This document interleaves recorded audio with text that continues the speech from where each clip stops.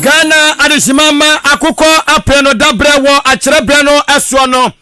anwumere no sia aboy madehye ni mu nyina adwo amamo akwa abade ba masaje atumu kasa fidie Ahenkan 93.3 FM so Ghana adesimama braso eso mamu ansema odo asamtrefo adaro ma watra kwadwo apa Kasiebo dem atintim adiagu enkrata eso yesinkunya amame akuafa akoma ba Tampa Studios ne yedi mu kyeremu nyina ede ebedai wo ensam no edoso na atodwa na mom dedi Kasiebo ma akote no ebi ene say Dr. Alhaji Mamudu Baumia Ghana mapanya bele chedi atodwa chemu say abagu sisi so wo hwe ni mu say enei yede anyinamoden ehyen ahodo ede beba say ubetumi etukwan ko obi man so no ewiase ni na man ba ko Ghana fotukwan ko party tu ni wo ma ekutansa no dwuma wo mu de aba say se Ghana ni bia betumi afa enkrata kwan so anaso betumi apply wo internet so no de nya enkrata akosa amanimu na wo eye ensafufro enso emu onodom ketu amrahye badwafie ekiremu se abayi aboritiri mu po epese kakura ba tan bi wo Ghana has kakura bia bi obese woton twani seriwa na mo kyeso mo ntiase NPP amanyoko no mpenifo ba kwa bekasa se obia no ma wahye obia so nkotete obi posters enti won ma ye no wo mhwenyai na yeniane mo adehyen mo asebo mbo enkuro ketua mu awakwa bibire mu mansi no mu ede adesade ato aban anim wei ani afufo bi na nyume yesi adwa ede baba so mo sanyume no nsia akan kase aseda wampam aseda soko dede wakona to so babu na wasi achimda adwam kodidwa enanso adwadie da enti kohe sisie krom aye menya seso menya zamre obia akofie akopedi obedie yemfa aseda no ema Jubilee Hospital womo boa ama esika na nwure enna afi na sanso ana time ebra so say yade awdo woni padua ni mu no yebehye aboa ma ase atuote time eba center for ana edom aboa yene sanso ana nana apreku electricals so eboa ama enei no ena ye air conditions awodo afixi ni nyina so edi amayen ye ma kwan na Kasiebo so abamu bi abekere wadwen na obetumi akere wadwen afa 0533898915 0533898915 ukuta Yesu moja mekere yama obetumi dia fa SMS ena so ukuta smartphone nso a eno nso eye WhatsApp ye bekenkan fenchem ama ani die kwan so tikai na hye no nso ena afi Facebook nso obehwe ye Ahenkan 93.3 FM na ado adwenche no afo no fefefe ye bekenkan ama anwumre yi information centers bro aduonum kwadusia ebi obuno mantemu ebi wasante mantemu ena dodo na ewo epoye mantemu anwumre ya kenkanfo nso ye me kwaku anin kusi buadumene adwen pa hene kofi mensa dene papa na papa endi wanimu kan afe Ghana adesimama pe akunya netena so na yiwa summu ensam ni mu enkyeremu ni fiti ase enie Ahenkan FM ya shansam no ase ediama wana enei Ghana yema panyini abedekire eye Dr. Alhaji Mamudu Baumia akora yade se wadinani kwatwa masa ne resantamu atimi enso atuanama akwakopiemu ewo solar taxi GH afo akache na no eye Ghana yene yankasangasa eja eye eku a wonum ehwe aboa ne aye sen ahoto a eno eye enyinamoden ehyen ahoto betumi aboa ma no metumi akonkan enye cars nkwa no moye eye motorcycles ahoto their friend say moto ni dia keka ho no omoye bi so dia keka ho ni nya no beboa ama yesoso eja yetimi adoto nuoma na ba na kwane abadie mu a enuoma mu aye mrede ama yene wo kirem ese se wo hwe solar taxi GH ana se solar taxi Ghana company ya omudwumadi a wonum edie no se wo hwe na de tototo eye dwumadi awodo efasa nuoma we hu ewa amama awodo titru ni abibrem ya no ma wo kye se Ghana ye die no esopa awokasa wo hye toso miensa ne sayo suntini awade oye wei ayade a ya pija ediasi asantema ntamu na o kyese eku a wonum ehwe adi wuduma aboyen ama nnomatimi akonkan no eye Mastercard Foundation wamna aboa ne ye ba benya eye ehyen a eno ede anyinamodin na be ya aduma na eno nam so bi ama Dr. Baumia odina ni kiremu ewa so ye wonum akoso de ekoso no wɔde nsɛm odo de atodwa wɔkyerɛ mu ɛsɛ saa electronic vehicles no ba bɛboa paa ama enei ɛkyɛn awodo a ɛne awisu ɛyɛ franco ne ade no isia so ba bɛte ama nneɛma tumi akɔnka sanse enneɛma ɛboa ma ɔman mu ɛyɛ den paa no obobo a dodo na safa pem no egyina franco ɛso ente ne ba benya hyɛn bi a ɛma mahusu ɛyɛ franco na etimi ayɛ adwuma na nei ɛde anyinamoden na no ankasa ɛba bɛbɔ no ho so ɛne ebu ɛbɛkyaage ebu oso ɛde batiri begum na kyɛsɛ no ɛbɔ adwuma de a no kyɛsɛ wei ɛyɛ asɛm da ɛba bɛboa ma Ghana yɛbrɛ ne haw ne atete ne atepo a yɛkɔmu no ɛso enso ɛba bɛtimi ateɛ na ne sɛ yɛ so ntino wasrɛ ɛsɛ ɛwɔsi wɔ bibiara yɛ na afam deɛ no ɔboa ɛma saa nisuade no botae wei etimi ɛbɛmuɔ ɛsan sɛ ɛhyɛn no ankasa ɛba bɛwisu na nyina moden ɛde ayɛ adwuma deɛ ɛyɛ asɛm da ɛwɔ sɛ yɛ nyina no yɛsomu. Where I want to see us go in the next few years is to move public transport completely from a dependence on petrol and diesel to fully electric vehicles. That is really where Ghana ought to go. And it is doable. It's very doable. It's not something that, it's far-fetched, right? Orders are already being made by other countries. As a matter of policy, we ought to move away from petrol and diesel to electric vehicles. As a matter of policy, the whole issue of climate change and that transition, that energy transition for Ghana and moving away from that dependence on fossil fuels to energy is very, very important for us. And this is one of the ways in which we can achieve that transition.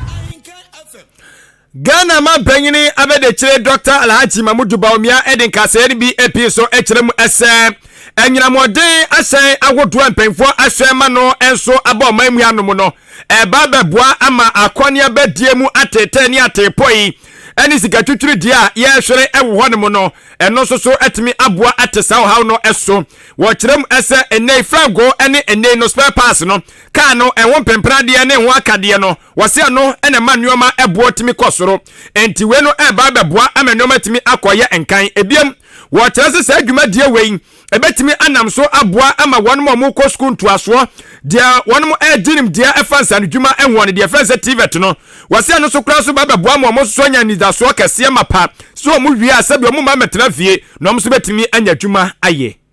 If you look at the cost of transport in Ghana,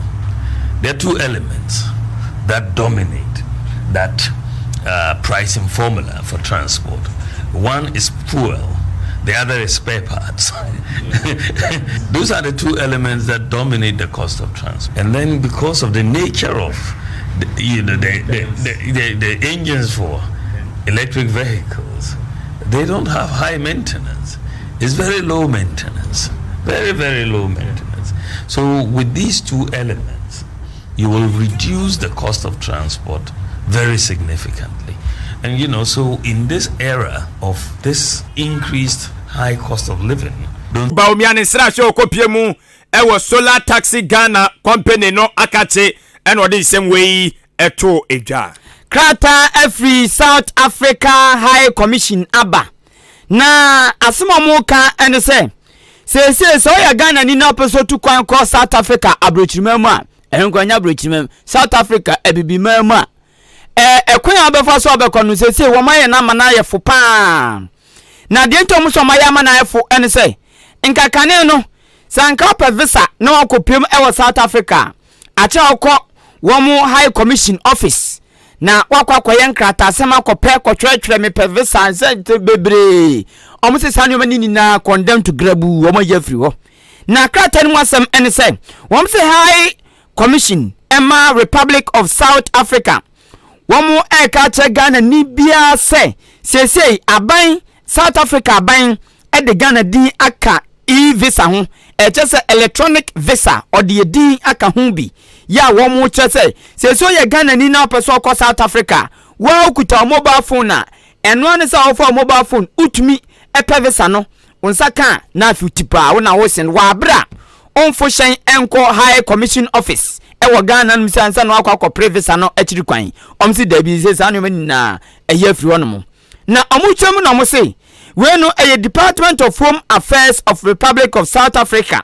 womu na dwumadie we womu kura mu pa enu nti wom so ye Ghana ni bia na bia wutie anweme no nsia kan kase yi na opeso hu kwan obefa so a ofa mobile phone na ubetumi apply visa ewo wa phone so wa bra opeso ko South Africa de obebo eye www.dha.gov.za government no much so short into www.dha.gov.za obo pa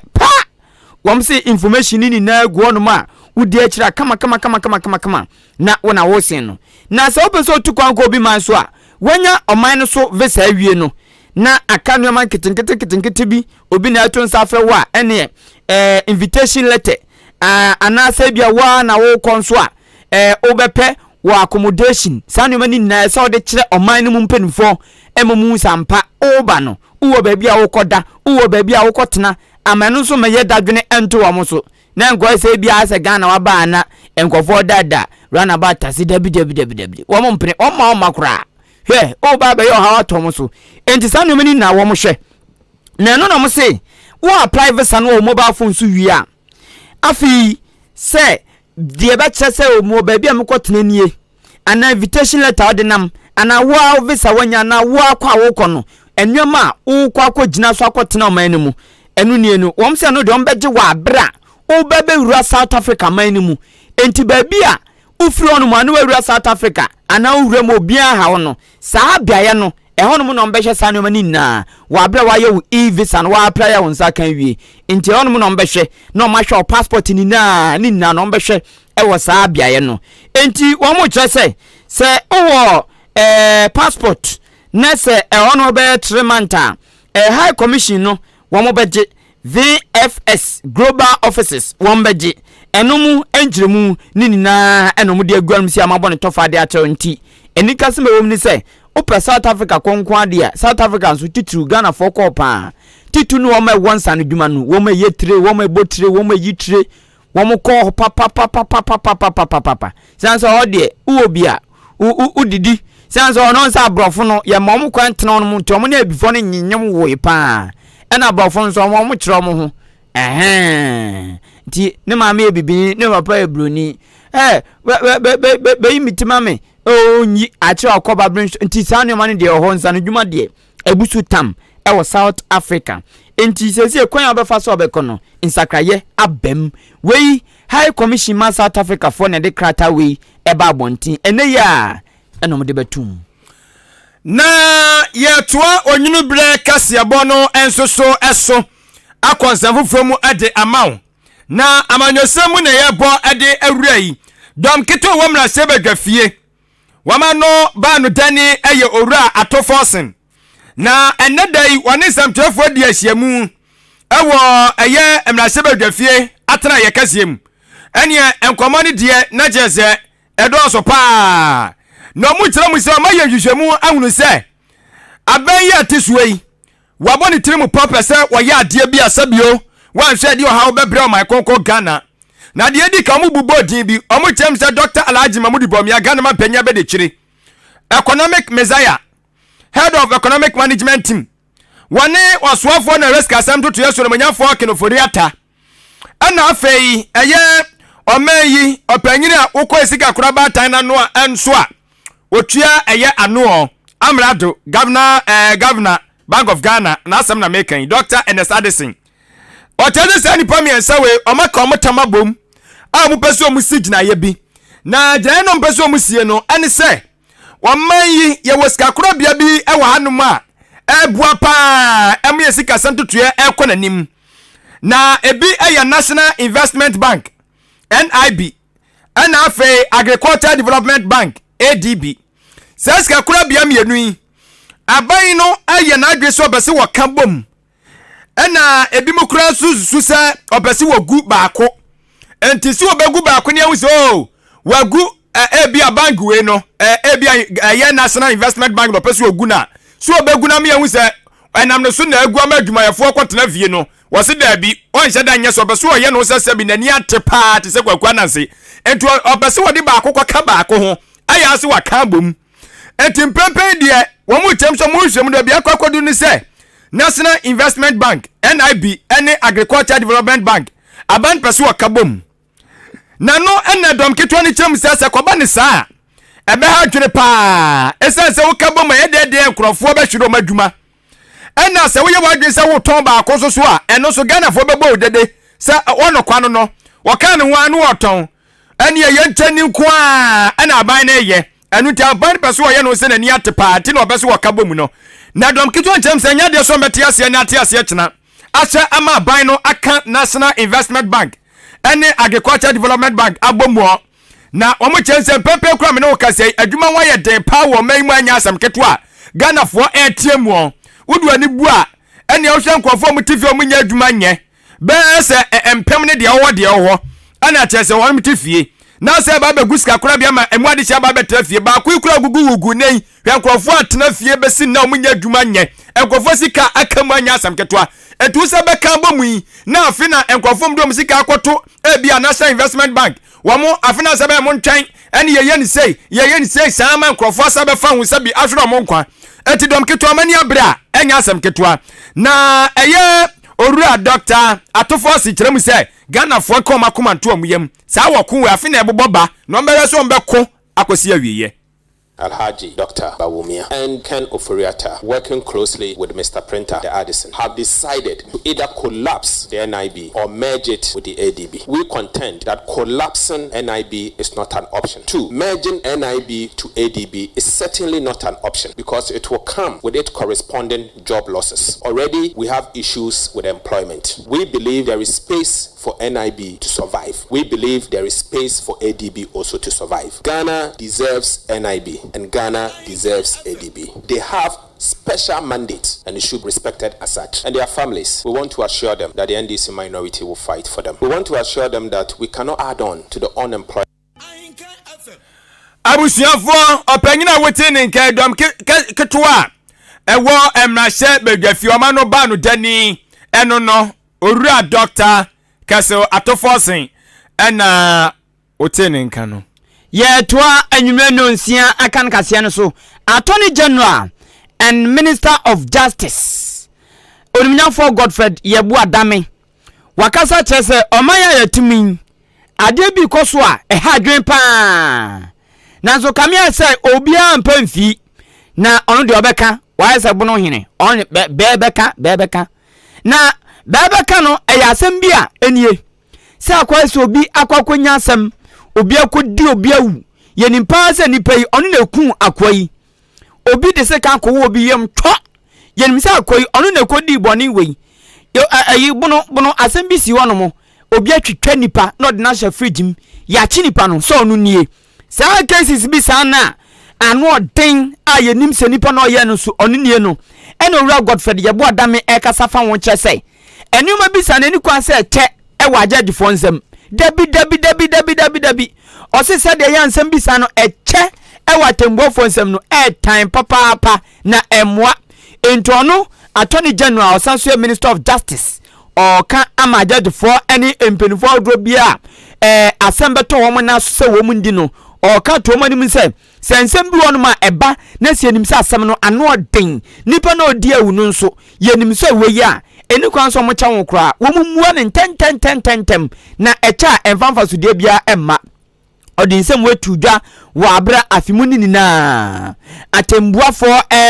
di wo mu nhyiamu ase ena moto nsafe panyini ya odi sansem wei ekotu edwa ono mo kire se o osimasi akwakoku obi akwese nura Kasiebo kan ye ewosuhum se okada driver fen akoko akoma ne girlfriend wo mususu so ama ne poison ama na nu atwawuru wawu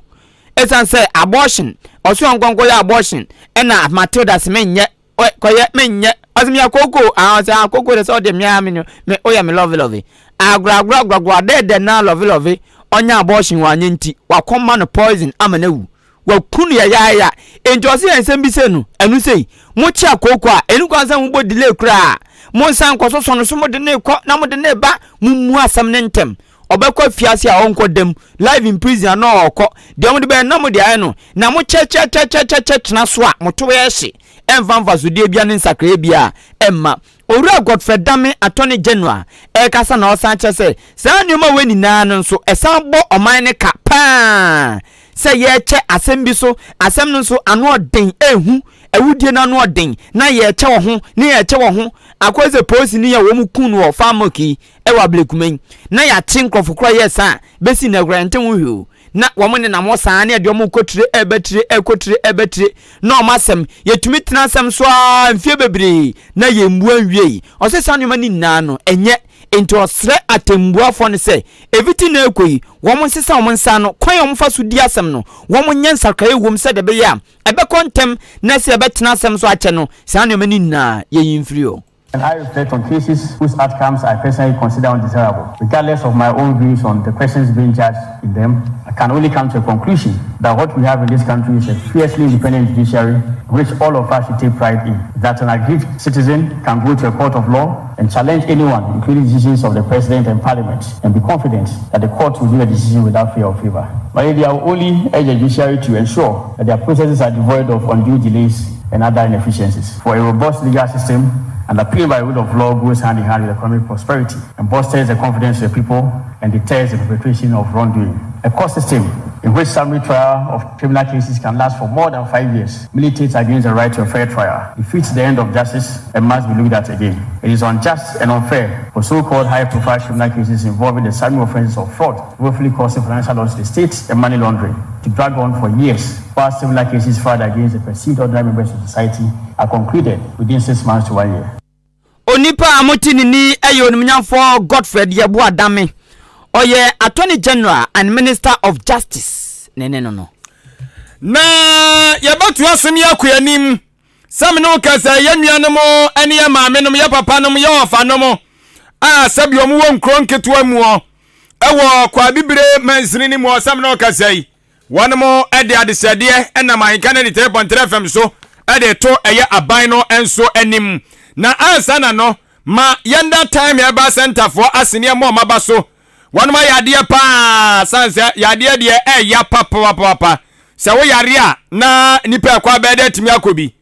ya o usu wonim unya pan ka betie sima akobi na so oh yare ama wakadem kafra time ya ba center for je se won kadem da biara da wa bra mo te ase etu amu the time heba mixer ni bi e de aba we ayaduru a eboa na enei awoso yade awodo woni paduane mu nyina so aguo ento aseme kan cho se nchidi yade malaria no ebetu ase kama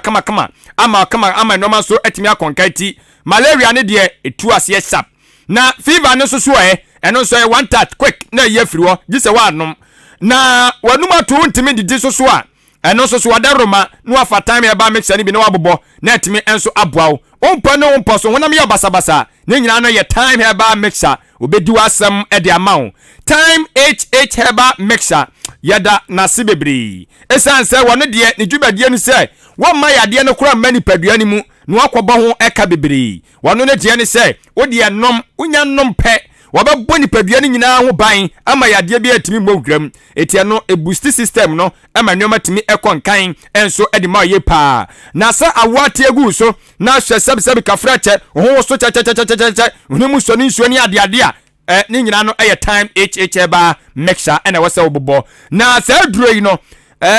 se eye dupanti wono akasankasa bɔ no hu donkomi a kese enya asem ketwa etu de problem wo herbal and pharmacy shops ahodo enyina wo Ghana ni twoni ni twa asemu wo obenya eye time herbal center for wo mundro time herbal mixture ne time hh herbal mixture ne bi na watimi abobɔ amano matimi akonkan ede amawo me pa chon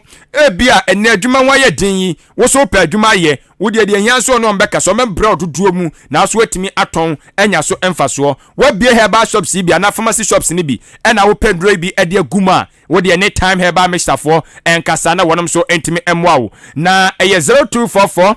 417669 0244 417669 any of your kuntabudi abetimi no makasa enso ewo so time herbal center semen kan kira o say enne yi no ensamoni ti de chiche din no wonum eba wonum kuta mu din ena omo din nam sede be ya asabio ni pabonefo bia so emfa so akwanda ne watenkyena enti oma husuo no wose menka ncho se time no hwe sede ya twere ni yie omo de ne ye time ena ya twere ewo ho onti woto ane wa hwe se sabepepe enegu ho yanko Jubilee Hospital na yangongotu ya yade ase na Jubilee Hospital bia bia me patro yade bia ha no fakọ no mo Jubilee Hospital dia ha bia tabdiko won be ne kama won betu ase dia ma yare de ya se de obi no din semhu a ya na okobo post famane no sa pepe na se wo yare a ese okobo a doctor for na hospitals kobo mamane sanse obia ne baabi a ewo se wunya sema odeko wonam baabi yo ya ana wo yare ni paduan fom so banwa hospital ne deko ezukom do wa enso na wonom unya sema anyimfe na odeko obi bewi wade na wo kina post station na wade ne ko enti baabia ni baabia ya chichira boa ye sane no timi pacho wo yare a neja mantwa na anam ene afutuo tete afutuo di so no titu ni apemfo no onyima onko hospital da ene enroi na osa na otua na onum na odware na ohua na opun obata opemfo mu a onko hospital da afi obebo akwada no na oto no pa ho akwada ya atum se akwada we de ka bebe 2 years so ye boni feature say 10 years say I say ai enkoda ni bu onu ma amamefo ne kan bi na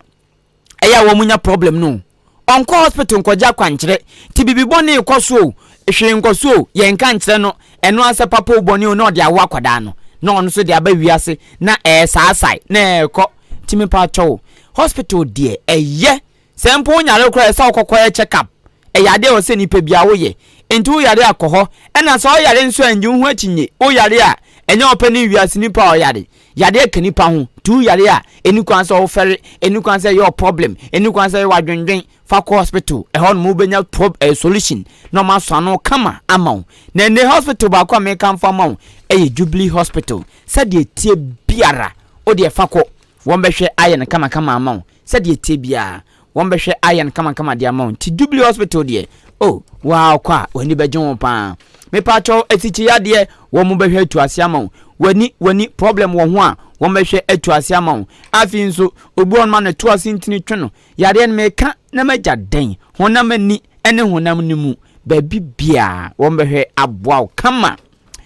emfidie ayade yade hu yade tu yade ase bi wo ho nipa wo nipa ho do nim se nipa wo nipa ne se nipa ntom wo nipa abotre ebi wo ho no me channels for doctor for management bibia e tight ti Jubilee de okwa wa wani bejon pa omoji health insurance ehonso ye adwuma emahu sampa sa health insurance abanyo de bai wa beboa pa sanse ukuta bia usika kuma bi na watua ona wo sen no eno nso ankrankra de ene abande na eye adwuma kantin ene aboabo kwantempo no so amantra samso no so eno mo wo free 0244 575 784645 0241 784 645 me pacho adwuma pre adu adwuma kwanya abeto ho na enei se de wiase ne kono yesi mwani na dane na so andane bia ya besa betwe ho abewo nti wiase ne dane no andane bia na so wugya ho na enei ade ba ko a ehu yasema ba pa na so the whole Ghana enkrofo nim air conditioner ye no eyeketua bi wo momunim fixe eyeketua bi obo no apatapa no de nti obe ye wie na tetantan afi so condition na bonse ensu onyungu dam wo basa esanso nim ho adwuma ye enei owura ba kwa wa ben ewo air conditioner ye mu onim fixe problem aba bi otumi solve na wasan ben wo wire mu eye nana preku na kache na mekan fomon nana preku se o nua ba ma bi no anya finhye dunum 15 years eko 20 years na sinani je wiring ana air conditioner adwuma no ho a pomodia me de number betu dwa peke na frɛ no obetreni no kama bosumi kakra bi ntem oba no aya ko no angasa kra betumi abe ode air conditioner ebe ya wanwa na preku se air conditioner nso ebia wasi abronsa tetenten na yɛde bobɔ won yɛabobɔ no yɛde abobɔ bɔ ho tetantan ne engine no yɛde abobɔ bɔ ho tetantan a ofre a obetumi abeyi ni nyinaa de aboa no faako na ayefe na madan ho aya akono nti ubewura dan na condition ho so ubepie no hu ba bia se bibo na waye ni na aboa no kama fefefe 120 and 220 wiring womo eye afi maintenance outdoor womo ye wiring no edan akese nketua edan bia wasi awie no frɛ no keke na omeye experience powerful wiring emfama onkoto sedachi bi eja tom anabi bisa dabi oyema hote na sedebe ya wonso dachi esiuye kama amount entina na preku electricals and air conditioner services me pato achim abenase ne nkrabata ba ko ho na achim nkabeka achim nkran na nkran so nkran na main office no ewo enti abenase na nkran na na preku wiring and air conditioner services womo ewo enti fra no na maame onini ndinsa oso ma obanu kosua adwuma ni bi onkosua nso a wo so obe fix air condition ma wiring nso anu afre no na abeya ma 0594 568 128 0594 568 128 ana 0242 738 404 0242 738 404 only na preku electricals and air conditioning services in this house na ya kuyanim ewo eye ensam foforo ensoso emu na ayade se de wo eba ye ne akasa ya poeye matam ya no mo na wapoa matam ya kwa bibremu municipal assembly ni mu ne de wabo enso ede awurai eye ya maame no ne ya papa no mo ye nua enketwa no ne ya ofa ne mo a wanum wo sabi nkronketua mu ewo mansini yi emu ade adesade akase pa ade eko ade ama aban wanum kire mu se wanum apom den ayade asabi mpradua so betimi aka se babi agina no ehihim woso esansa se wanum empom dodo wanum na onum ko ayarsabia awodo so wamo kwa kwaje ayarsho atitru emafra no odu ne kwa na se ebusa so wo national health insurance ni bia na oseda bi unyaka pepepe na jesu ohun se waso ba ya hye ene anu no sa no sabio ayarhwefo no mo entu omanimu hwe ye ni ene na mo ne ye kwa ne ye ban sa ye be hwe wo no eno eya asemua eti wonu mo sere esenka be ya ka ban fa hye enwu akwa so na nka wontimi enso emmoa sede be ya wonu mo asebo mo nkronketu mu no aye health insurance no apomdinsi achi ban ye betimi aye edi ama wonu mo okwa na timi aboa ma wo so apomden atimi enso akonkan wotem se titru kra ne mofra no wonu mo ayade a sabio wankasa nua woni tua abofra de aduani bia wonya ya obedi wonum se sabi ase kohwiegu obedi ayare entu odi yare se pre na se wanya sabio ayare sama pa anase apomden mapa nya se ndro mapa anom anya chese na apomu no eyer sade sa goso be wan se to na wono na ekro no na so wo health insurance a wakwaya sabia mpo asabi onhye da mmokasa enu achi wo mu kyerem se sabia onkronketu amasetra no endise krokasie mu a enu de uye bibi kakra bia enu atimanya sika edi sabia kwabase wo mpom krampo enya diam utimi enso ekwaya sabia na akwaja yarehye wabra wuni insurance na enso bie na so kroketu amu no enya asam keto obetwe kuaye ya na waje kuaye so nya kura so faso ebeba eya ahe ebu onso abofra yi wase wachi awiem na de ye adwuma na wo ye adwuma na awie hye no ene adeade adwuma wo yesus ka bia nse da firi mu mato yare pe na aso hye ede aba etu do mo sra ban se manimu ya ka be ya ekone ebia ankorankora bi kura nkeka mom ai eye NGO so awodo no mo keka mom na ka eye health insurance no yenye bi man sabi enkronketua mu okwa ne ntimi enso emwa wo mo na omode nsemwe etu dwa na yade se eye oba panyina pepam no kesei watwi ti ewo eye keda bato mpesu ase wopre eye MPP amanyokuo no obesu wohwe namna sebedwafia kunya no wopre enso ewo eye mpesu yi eso Madam Gifty obi ya Azare wano en wohwe ya health insurance yi okoye bi edema adisho mo nkronketua mu okwa ewo mpesu ane so omde nsem wetudwa ye boka bebre uni enu bi so na ukwa ya jojo se na ese doctor na ehwe wo bra no na wayi na ni ama enso wo bidia esi ano mahwe na oba no na ne ho ato enadumedi akoso e wo ye hanom wo nu sa haye nkroku mu kra atwemu sabio eye kurase eba ne sa na de ohawa aba ti ate se yenu aba no be ye sa dwumedua wanwaso ama community kitwa we yade a ebo aba so hye nkra ne papa duwa se o mo di esika se da for se ansa na mahwe akwala no duwa ne ye nye bi ne mfa ma ne ya besi ade ba ko won se mu ko na mu crash program na se me ba ni ya ko da hospital ade ba ko ne se ya ye ni insurance ko do am tu ni insurance me ba ni insurance me ba asu e do a no insurance me wi mu nyina mbetua aketia ba insurance wa mu jojo kasa mu so nu bra ha yes insurance we unkita bia esika bibia pala akula na obeto Adishimama eni a wuti yei eye adishia no ma asabio mu enkro enketua enso emu ewo kwa bibiremu mensino emu na wote wonem so enka no na nu achi na madam gifty obi ya asare ono ehwe animu se nyakopo ya adom na MPP amanyoko no bie onmo enkra tade to wonem se wa wuji wudie esa amanyoko ni mo wo eye abato besu awodo so obetimi apre na se bedafia kunya no hwe ne kofa forms na so etitimu nsem gu eso eto amanyoko no asum sampa osafata ya mo akonya meto ani esi ahene so atuzu tonto maame eye gifty obi ya chem se enya durupe obetwiniti ne sayo so ntino enwema wodo susu se wase wo yede boa ne mpesu aso ma ne mpesu aso tumpa no eno no ogusu aja ono so eye ye bia eno de adisade ato adihye nim nyina nim se nyakopo ya adom na bia no eso na okofa ne nkrata na bipi amanyoko na to ani esi ahene omugini tum se wono emprem na sebedwafia kunya no fama adihye omo kada abato mpesu aso a hwe na adihye omo no so ani ne hwamo omo nhye na nimonyam emroso mu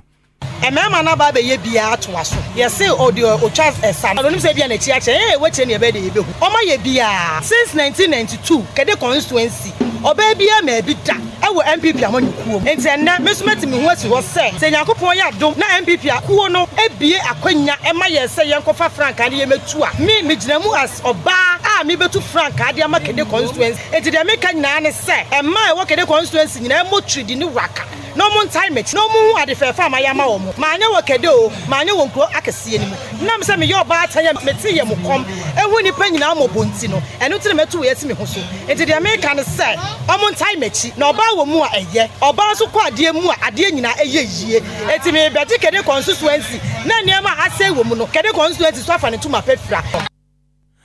na oba panyina wote ne nkan eye madam gifty obi ya asare dodo na efe no ohima ewo kede abato mpesu aso mpempen watwiriti ese wobehwe na wapre na MPP ne MPP atwa ni asia hino mbuom so ma na kwanya watimi aprem na sebedefia kunya no enso ede ama wone mu ye ka se wasugusu ya wutie anwume no nsia kan kase ewo Ahenkan FM wati wasum Henry Nanabuachi dodo na afene Nanabi oya National Organizer Man New Patriotic Party NPP amanyoko no na Nanabuachi de ababa tudwa se wa abra lanchamatin resign free NPP amanyoko no mu no chema wuntumi ehye se yan wa ni posters every party no atena ye outdoor asantemantem eno na Nanabi ababo nten se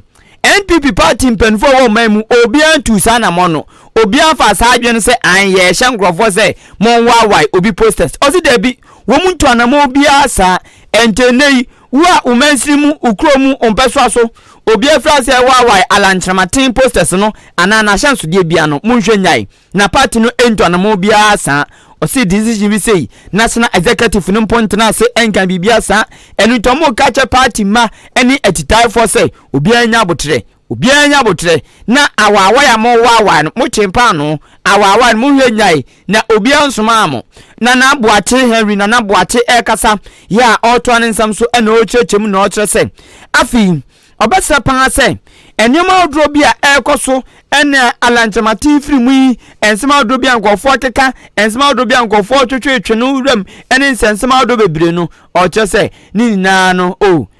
ebu on ma kasa ho na yankofo da keke nemum on the dioka kwesini say party no enhye say obi anko wa obi posters ti wa wo ye binu tuhufo ne jai no kwasem ni ya bishop ni wa and we have said General Secretary Swaka under no circumstance also be attacking under no circumstance namate say a bimo in some regions activities so you see as a matter of way you mepacho you ma directive biasa the national party way a national issue and the diet is every national nako eti I'm told said there are some regions are Yera Alan and near man the billboard you see the posters mepacho way a national issue national a be home meeting then subsequently some of these issues enti yesterday obo ni enidio kwanso at the national office we have not done that in fact and asemi ba Monday any emergency meeting to respond to what has happened mestre say enhihye bia na be free national but the mestre obia no hold you on and this is a national matter and obibia obeteki any ahibia no you must do so with the approval from national with the greatest of respect and humility yemba sa asemi enye adwuma enti obo sonko kwanso obo kwanso. It is respect way. Nana Buati aka Nana B and Amotene no. One fancy what?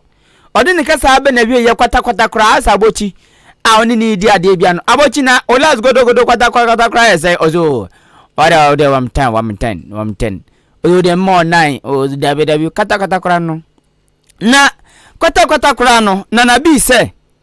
Ayane de yana wa say. NPP party no. Empenufobia na di alankojo chiramatin achi a resign na achi no enkofo mpenufo twetwo robi ana omudi na achi omasa aba bonten abeka se party ni no mosom wo monsom align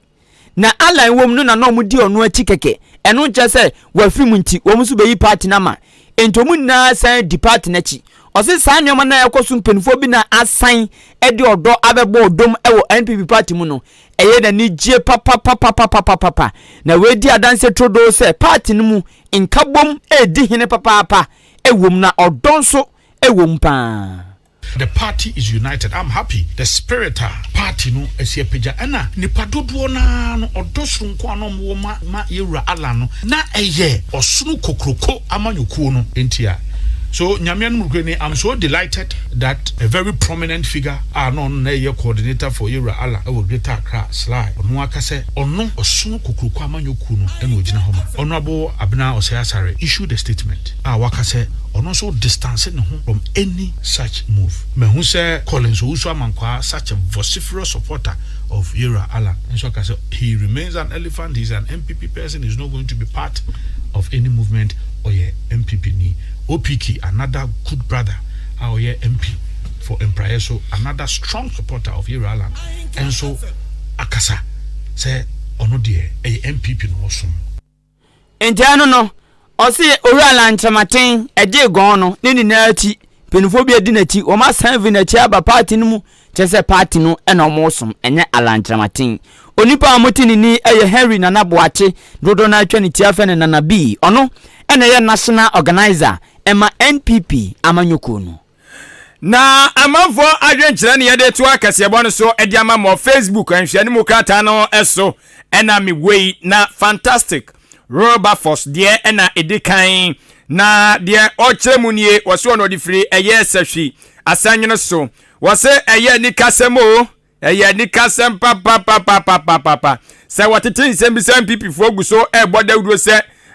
yɛbɛbreki 8 na te sɛ yɛne nwanwa wɔse na hwan na mode ne bɛbreki 8 obi te sɛ Dr. Bawumia na wɔno ɛna no so ma Ghana ya bra obi ahu ne ho yi wɔno de se credibility no woni bio ne de ato nsuom sɛ twɔn sɛ bunu mu ayɛka kyerɛ mo eti ne de no na ɛno achi na nakua mo aboaten edi free ɛyɛ Abrekuma Central no de abai na ɔno de otem sɛ Dr. Bawumia ba for so se opempe wono ana eba wase Bawumia na eba yenka nkyere wo mo asonte na eno na wachia eye maame afia akoto na afe so no eye Jepson Kwame na Saki so wachia no ochem se Dr. Bawumia wono ana da so gyina na mo so wono ana MPP amanyoko no ede ne eba 2024 breaking the 8 no it is possible ne de so eno no na owie commence appela to de atum dome kwabrenya bato mpesu aso no butuo ochem se emfa ho se enei alankwadwo kyeremate kyerem se wa free eye MPP amanyekuo no enso emu Dr. Bawumia na wamo de omani dan so se breaking the 8 no wɔbɛhwɛ na watimi ama no ayɛ possible de ama wɔ mo owie wakyɛ onimonyamfo ni noi wɔse wɔno ɛyɛ incoming MP ɛde ɛma kɔre kɔte abato empesua ɛsuo yate Steven Boachi de ani o wɔtem sɛ Kasiebo de adi tempa na wakyia yɛn so yɛagye ne so wɔtem sɛ sisi ayi de obutu ɛyɛ Amenfi East ɛna wɔno so enjoy Kasiebo no wɔse the best candidate obetimi aboa MPP no ɛyɛ Dr. Efiye Akuto ɔno nso ɛdeɛ ɛno no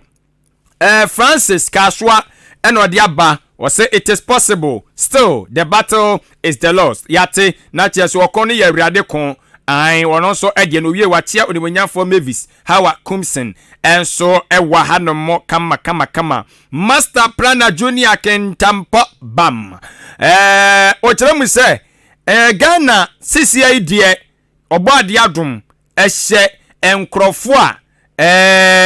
wɔn ayɛ krado so mbɛboa mo ɔman no atimi akɔ nanim eti Ghana baabi ɛyɛ amanyoku a yɛhyɛ wɔn mu nsɛm no oh bibia gusu ɛkɔ so fine ya na ogidi sɛ Dr. Bawumia nso ɛba bɛtoa nneɛma pa Ghana man panyin na Danko Akufo Addo ayɛ no ɛso owie wakyɛ onimonyamfo ata boama ɛyɛ incoming Sefi Yoso MP Master Planner Junior obetini wonam ni noi obetini wonam aha obetini wawura ha no wasi ha ohu ahomete Crespo fufuo na wono so de ne de atumwen o tem se limited registration exercise no guso a ekoso adaroma si wadi fisia dun wotwe wadwum da ho Ghana mamrade ma kwan se wosu betimi ama odin akwa abato nkrata ni mu ntime ntwentwen wona aseka ho na fa odin ekohyem bi ne watimi ato aba akyere wadwen shama aba edina kyere mu ese ayasemu wase awrade Nyankopon hu Ghana mobo na wandi yen free nipa bonifo MPP for ensem amen sa na otwere ba na msoma kan ne sa ade ama wo wo kyerɛ mu sɛ de enti ama ne kase no yankote a National Investment Bank NIB yɛse adaya yɛbɛka wɔne ADB bank abom sɛsɛ hu enti ne de no bra Jagos nsawam wɔne de aba anu wo kyerɛ mu sɛ enti sisi a adwasafo wɔse anya ne dai subane ne ya oda na chi nyina achi wode sabi ayi odan ho brase na sisi a wode ba manyosem wahu obese wo obedada eye domi kwabenyafo no omsama na kwanya biem ene domi kwabenyafo pa so de samutie ma mi pa na musama ne kom na se bedwafie di a na musumu ye bia ja wono so dia wode aba eno no awie man yenko afofra ato afantemrei yeko achim odan kwantanum Christoph Electricals azero dispagru ena afam no watam ya tum yopo obiem ya otie kase Christoph Electricals odan kwantanum enwre ye dase afin so yayi ewa achim odan akamani junction it has hit my eye junction ehonom no wo onso enwre ye de nasepa wade atum prekope afi go fa ya dente ewasene zongo ono so afọ akase so Madam Dora ewasene Bangalore ono so afọ akase so afi so officer Bansi oye police ni ewa chimwanchi onso ehimre mecha pa na Charles manya ne tese wutie yan ewo achimwanchi owo anfene opposite pepepe one na napo mwadi atum prekopon so tumit pa we mu tie kase papa mu na imre yedamase wow adwen ai ewa za mehwa ai na we so sa na Nyankopon godo ba na gode me ba na ode maba senya na gode me ba kamenti ha dia na no de yeko no no de ba aya no de ba ye ejebe why ala sang mo bo se zo nkwa je sam na ya mom kan ka binjire me se first no ene na agbakukọ odintubo se na num nsuo ena chechede na nche kakrakra ena wa nya me fa no bo nto ne ntam se ai no abo se ni main road ni yengu ye sisi ayegu yegu asphalt ni egu but na nya asphalt ntisi aye na asphalt na bromo nti no eyen kakra why nti so many years no nya asphalt asemo asemo papa admin yako bibi o ni ayoko okay enwumre yi ye producer ene team ni na ka ye ho kama Droski o wachem asene achiase kafra Droski o wachem achiase udi ankasa de apia Samuel or dem pap